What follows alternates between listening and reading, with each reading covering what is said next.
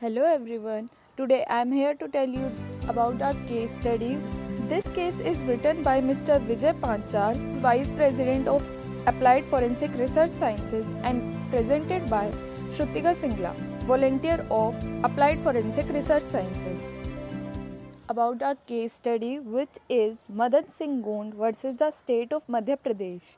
Criminal Appeal number 1009 by 2013. Date of judgment 1st February 2019. Bench Honorable Shri Justice Mr. J.P. Gupta. Court Madhya Pradesh High Court. Related section Section 376 of IPC 1860 Punishment of Rape. Section 376 Clause 2 of IPC 1860.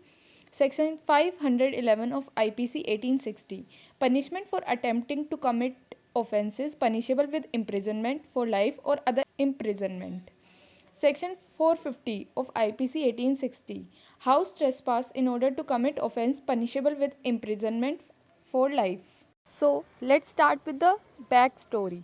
On 31st July 2011 at 4 pm at village Gangai Police Station, Kundam district, Jabalpur, when the parents of the prosecutrix returning back from the agricultural field, they saw that the appellant and the prosecutrix were undressed and the appellant was committing sexual intercourse with her. They dragged the appellant and got separated from the prosecutrix.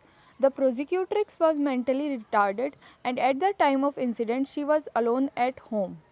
The parents of prosecutrix caught hold the appellant and after learning the hue and cry, neighbors were collected and tied the appellant, who was in drunken condition, with a pole, and thereafter he was taken to the police station Kundam and FIR was lodged by the parents of prosecutrix, which is XP4.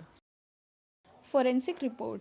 The medical evidence is concerned. Dr. Pradeep Kumar, PW11, has stated that he examined the prosecutrix and found that she was a patient of psychosis and schizophrenia. His statement established the fact that the prosecutrix was mentally disabled. Dr. Amita Chaturvedi, PW12, has stated that on 1st August 2011, the prosecutrix was examined and she found a bite mark on her breast and one abrasion on right side of her back. There is no mark of injury on her private parts and her behavior was abnormal. And she prepared medical report XP by 13. Dr. Srimati Deepmala Torde, PW10, has also stated that on 1st August 2011, she examined the prosecutrix who was referred from the Community Health Center Kundam. The prosecutrix was behaving abnormally and after making her unconscious, she was examined as she was not cooperating.